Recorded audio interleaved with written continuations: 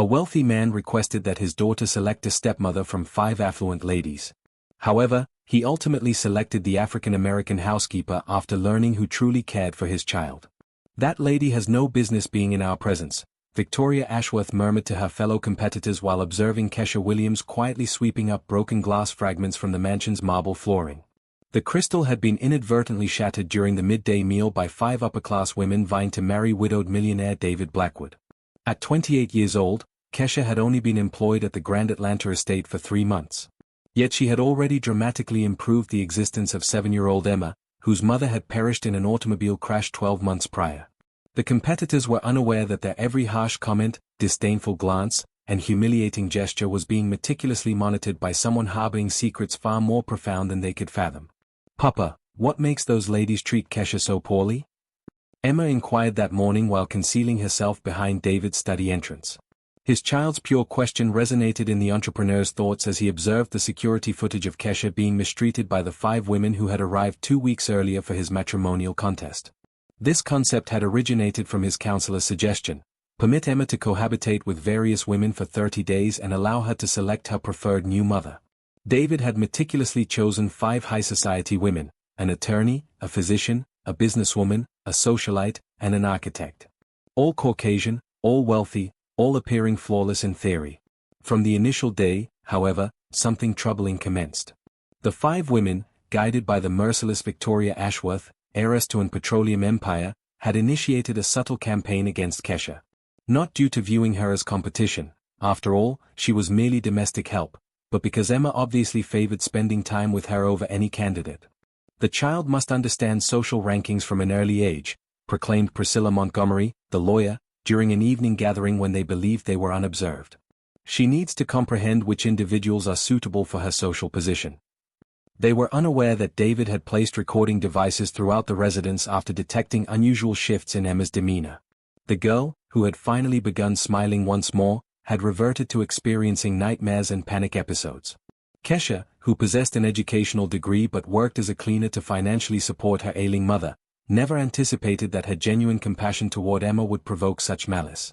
Each morning while preparing breakfast, she endured toxic remarks about individuals who don't recognize their station and unsuitable influences for children from prestigious families. Yet there was something the 5 candidates failed to notice. Kesha's gaze held a silent resolve, forged through years of confronting prejudices far more severe than these. When she lowered her head facing insults, it wasn't from defeat. It was calculated strategy from someone who had discovered that optimal vengeance arrives to those patient enough to await the perfect opportunity. The images circulated across social platforms within moments. The hashtag Princess Richardson slumming was already gaining traction on Twitter before Isabella had completed her final bite of dessert. Thomas Richardson stormed into the cafe like a tempest wearing a $3,000 suit. "Isabella, what on earth do you believe you're doing?" His complexion was crimson with fury as he observed his daughter still seated with David and Sophia. The frightened child hid behind her father upon hearing the raised voice. "I'm commemorating my birthday, father, something you've neglected for the past 2 years," Isabella responded with composure that astonished even herself. "Not with me. Not with these individuals." Thomas practically expelled the words, his eyes focused on David with contempt reserved by billionaires for those they deem inferior. David stood gradually, maintaining his dignity despite the public embarrassment. "Come along, Sophia. We've created sufficient disturbance." "No," Isabella stated firmly, surprising everyone by positioning her wheelchair to block the exit. "You haven't disturbed anyone. Actually, you're the only people who remembered my birthday celebration." The statement pierced the atmosphere like a blade. Thomas felt the burden of other patrons' curious stares, all discreetly filming with their mobile devices. "We'll discuss this at home," he snarled through gritted teeth. Social media had already seized control of the narrative. Within an hour, the hashtag had transformed into Richardson racist, with users sharing theories about the genuine reason behind the billionaire's rage. Back at the penthouse residence, Thomas released his accumulated anger. "Do you comprehend the extent of damage you've inflicted on our reputation? Company shares have already declined 2%. Isabella observed her father pacing within his office filled with accolades and certificates, all celebrating his charitable work and dedication to diversity. "Hypocrite," she whispered. "What did you say?" "I called you a hypocrite. You contribute millions to organizations helping disadvantaged communities. You pose for photographs with black children in medical facilities, yet you cannot tolerate your daughter showing kindness to an actual black family. Thomas halted abruptly. This isn't about race. It concerns social status and appropriateness. That man was obviously exploiting you. Isabella laughed bitterly. Exploiting me? He sang happy birthday, father. Something you haven't done since before my accident. The word accident lingered in the air like an accusation. Thomas had avoided the topic for 2 years, as if ignoring it could make the wheelchair vanish. This is different, and you're aware of it. It's different because now I'm an embarrassment. A disabled daughter doesn't suit your image as a powerful executive. Thomas looked away, unable to directly deny it. I'm employing new security personnel, and you won't venture out unaccompanied anymore. You cannot confine me here indefinitely. Yes, I can, and I will. Meanwhile, across the city, David confronted his own repercussions. His telephone rang constantly, journalists seeking statements, activists offering support, and primarily threatening calls from unknown callers. Papa, why are people upset because we sang happy birthday? Sophia asked while watching television news. David switched off the TV and knelt beside his daughter. Because some individuals fear kindness when it originates from people who appear different from them. What Thomas Richardson didn't realize was that his daughter had inherited more than merely his surname. During years of enforced isolation, Isabella had developed a covert network of contacts, investigative reporters, activist hackers, and disgruntled employees from her father's own corporation. She had been collecting evidence for months, discriminatory emails, recordings of executive conferences, suspicious agreements that revealed philanthropist Thomas Richardson's true nature. That evening, while Thomas celebrated managing the situation with his publicity team, Isabella typed quietly on her laptop. Each word she entered brought her closer to vindication her father would never anticipate. The man who had undervalued her for 2 years, treating her like a damaged display piece, was about to learn he had created his worst nightmare. While Thomas believed he had silenced his problematic daughter, something far more powerful was developing in that apartment's silence. A storm that would demonstrate that underestimating someone due to their physical condition can be an arrogant man's greatest strategic error. 3 days following the coffee shop incident, as Thomas had begun referring to the episode, Isabella discovered her personal banking accounts had been suspended. Her vehicle keys had also mysteriously vanished.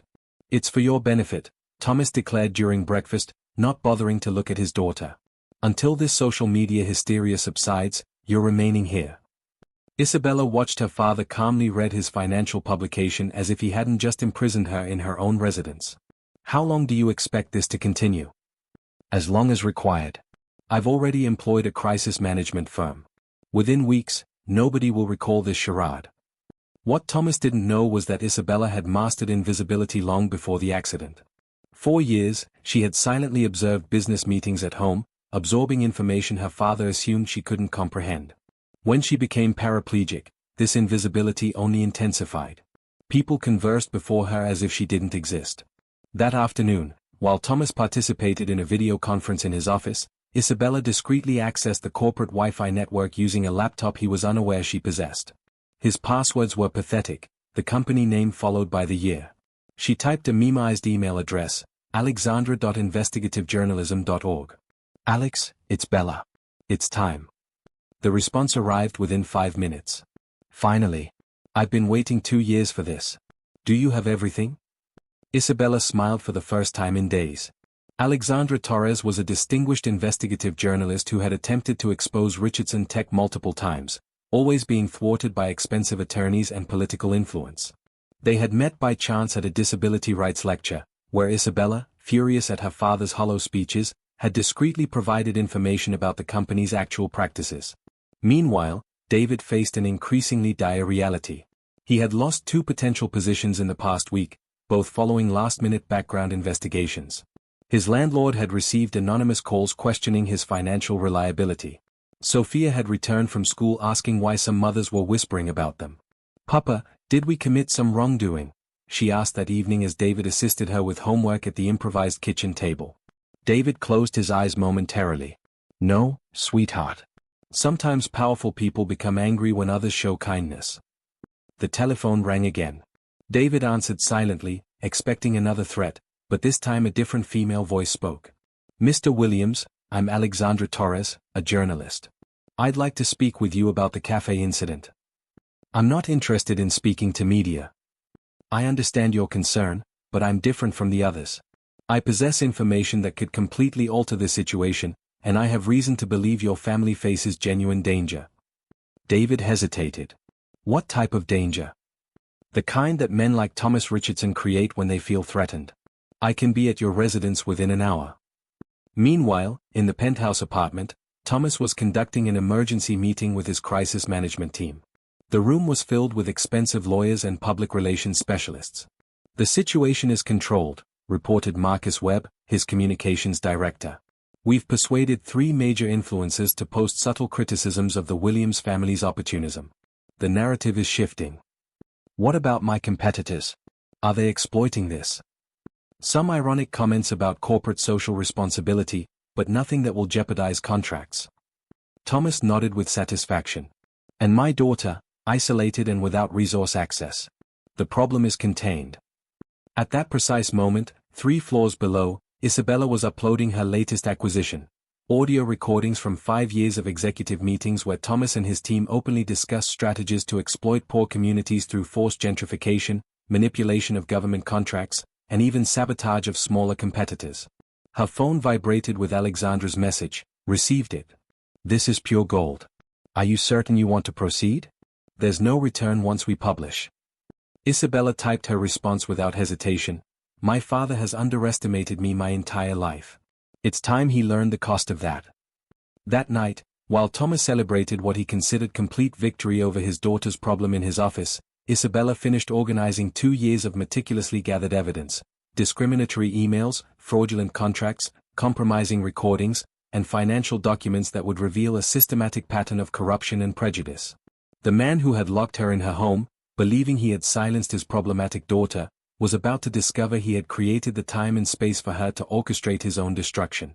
Thomas Richardson had made the fatal mistake of underestimating someone who had spent 2 years learning that genuine power doesn't come from bank accounts or car keys, but from devastating information in the hands of someone with nothing left to lose and everything to prove. The article was published at 6 a.m. on a Tuesday morning, precisely when Thomas usually reviewed financial news with his Colombian coffee. The headline on the nation's largest investigative news portal's homepage made his cup tremble in his hands. Empire of Hypocrisy: How Philanthropist Thomas Richardson Built His Fortune by Destroying Black Communities. Thomas clicked the link with shaking fingers. The first thing he saw was a high-resolution photograph of himself during an executive meeting, clearly taken without his knowledge. Below was the transcript of an audio recording where his own voice echoed with crystal clarity. These people don't understand the real value of the land. We offer them crumbs, they accept them, we earn millions. It's capitalism functioning perfectly. His stomach dropped. That meeting had occurred 3 years earlier in his private office.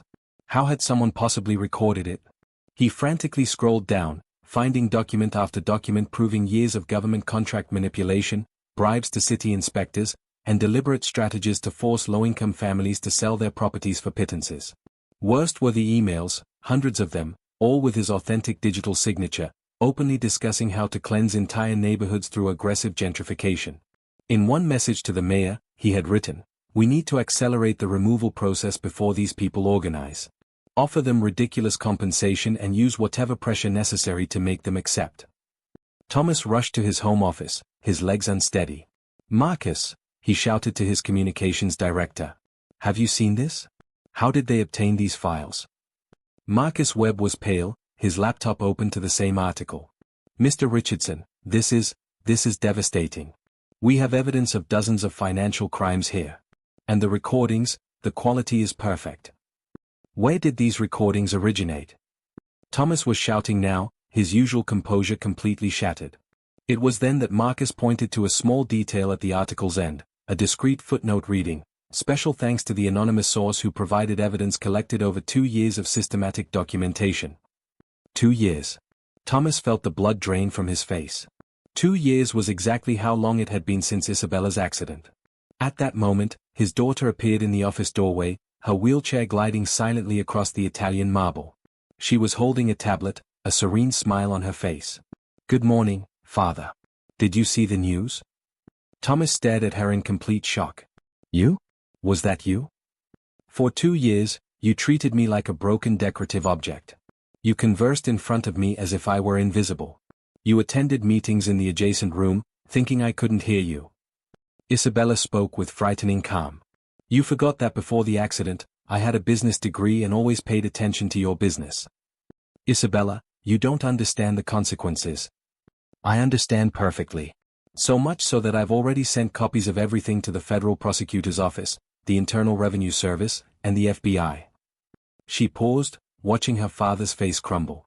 Oh, and I also sent everything to David Williams. You remember him? That inferior man who sang Happy Birthday with me? He has a computer science degree from MIT and specializes in digital security. He helped authenticate all the evidence. Thomas staggered, leaning on the table. You destroyed everything. The company, our family, our reputation. I corrected everything. 4 years, you built an empire based on destroying the dreams of people like David. Entire families lost their homes because of your greed disguised as philanthropy. Thomas's phone rang incessantly, shareholders, lawyers, journalists, all wanting explanations for what was already being called the biggest corporate scandal of the decade. That afternoon, Richardson Tech stock plummeted 87%. Government contracts were suspended. The board of directors called an emergency meeting to discuss Thomas's immediate removal as president. Meanwhile, Isabella received a call from David. The article changed everything, he said, his voice heavy with emotion. 3 companies offered me positions today. Sophia was right all along. You really are special. David, there's something I need to tell you. At the cafe, when you and Sophia sang Happy Birthday to me, I already knew who you were. I had researched you after my father showed me such contempt. I discovered your background, your potential, everything he refused to see. And you still wanted to be friends. Especially because of that. You showed me that dignity is priceless. And I wanted you to know that not every Richardson is a monster. That night, while Thomas faced his first night in prison after being arrested for racketeering and money laundering, Isabella had dinner with David and Sophia at a family restaurant. For the first time in 2 years, she felt truly free.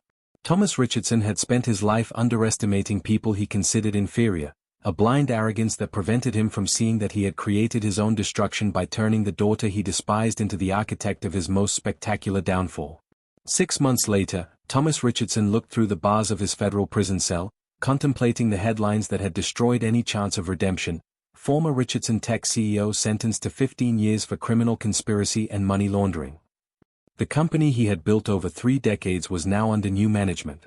The board of directors had unanimously approved the appointment of Isabella Richardson as the new CEO, a decision that would have been unthinkable just a year earlier when she was seen as the problematic child confined to a wheelchair. Father, Isabella entered the prison visiting room, her posture radiating confidence Thomas had never seen before. I came to show you something. She placed a tablet on the table displaying the company's quarterly financial report. Profit is up 42% in the last 6 months. Do you know why? Thomas remained silent, his wounded pride preventing him from asking. Because we stopped spending millions trying to cover up crimes and started investing in genuine social programs. We hired David Williams as our new director of social responsibility. You remember him, don't you? The mention of the name made Thomas clench his fists. That man doesn't understand anything about corporate business. Isabella laughed, a genuine sound Thomas hadn't heard in years. He understands dignity, treating people like human beings. Something you never learned. She slid her finger across the screen, showing photos of new projects. We're funding affordable housing in the same communities you tried to destroy. We've created a $50 million fund for reparations to the families you hurt. You're destroying my life's work, Thomas muttered, his voice breaking. I'm saving what's left of it. The company has never been stronger or more respected. Isabella paused, studying her father's defeated face. Do you know what my first act as CEO was? I established a full scholarship program for young people from disadvantaged communities to study technology. We already have 200 applicants. That same day, across town, David Williams occupied an office on the executive floor of Richardson Tech, something that 6 months ago would have been completely impossible. Sophia played in the corner of the room with colorful building blocks, occasionally running to the window to watch the city bustle below. Papa, can I meet Bella today? Sophia asked, using the affectionate nickname she had given Isabella. Of course, sweetheart. She said she has a surprise for you. The surprise was bigger than David could have imagined. Isabella had created a pilot music education program for children from low-income families, inspired by the passion for music she had observed in Sofia during their conversations at the cafe. The city's first community conservatory would open in the former building of one of the properties Thomas had illegally confiscated, now returned to the community as a cultural center. "You really didn't have to do this," David said that afternoon as they watched Sofia try out different instruments in the newly built studio. "Yes, I did. For 2 years, you reminded me that kindness exists even when all seems lost. Now I want hundreds of other children to have the opportunities my father tried to deny them."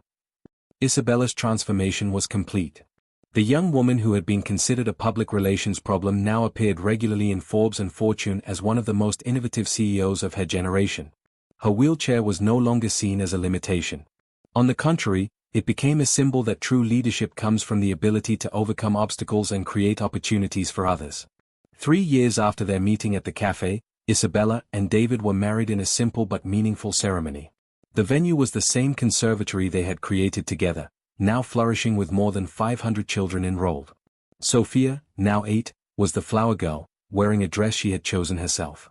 During the ceremony, Isabella gave a speech that would be remembered by everyone present. "3 years ago, my father told me I would never be anything but a burden to my family. Today, I run a company worth $2 billion. I am married to the most honest man I have ever known, and I have a daughter who teaches me every day that love knows no barriers." She paused, looking at the audience filled with families who had benefited from the company's new social programs. "Sometimes the people who try hardest to tear us down are the ones who inspire us to rise up." Thomas, still serving his sentence, learned of the wedding through a letter Isabella sent him. It wasn't a taunt or humiliation. It was an invitation to reflect. "If you ever want to meet your granddaughter without prejudice or judgment, our door is open, but only when you understand that dignity has no color, social class, or physical limitations." Thomas's response arrived 2 weeks later, a single handwritten line on prison paper: "I am proud of the woman you have become despite me." 5 years after that chance encounter at the cafe, Richardson Tech had become a global benchmark in corporate social responsibility. David led a team of 50 people dedicated exclusively to community programs. Isabella was regularly invited to speak at international conferences on inclusive leadership and overcoming adversity. Sofia, now 10, played the violin at the conservatory named after her, a tribute from her stepmother to the child who had planted the first seed of kindness in a moment of complete loneliness. The cafe where it all began was still open, but now it displayed a discreet sign on the corner table, "Table of Kindness," in memory of an encounter that changed lives. It was a reminder that simple acts of humanity can bring about extraordinary transformations. Thomas was released from prison at the age of 71, a completely different man. His first stop was the conservatory, where he found Sofia rehearsing for a recital. She looked at him curiously, without resentment. "Are you Mama Bella's grandfather?" "I am," he replied, his voice heavy with emotion. "And you are Sofia. Would you like to hear my song?" Mama Bella said music heals broken things. As the first chords filled the air, Thomas finally understood the lesson that had taken him decades to learn. True power does not come from tearing others down, but from lifting them up. His daughter had transformed his legacy of destruction into an empire of hope.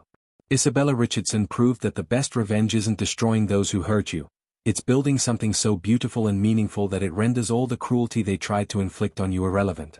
She didn't just overcome the limitations others tried to impose on her, she completely redefined what it means to be strong, successful, and truly powerful. Isabella's story teaches us that when arrogant people underestimate our ability to grow, they inadvertently give us the fuel to become exactly what they could never be, genuinely extraordinary.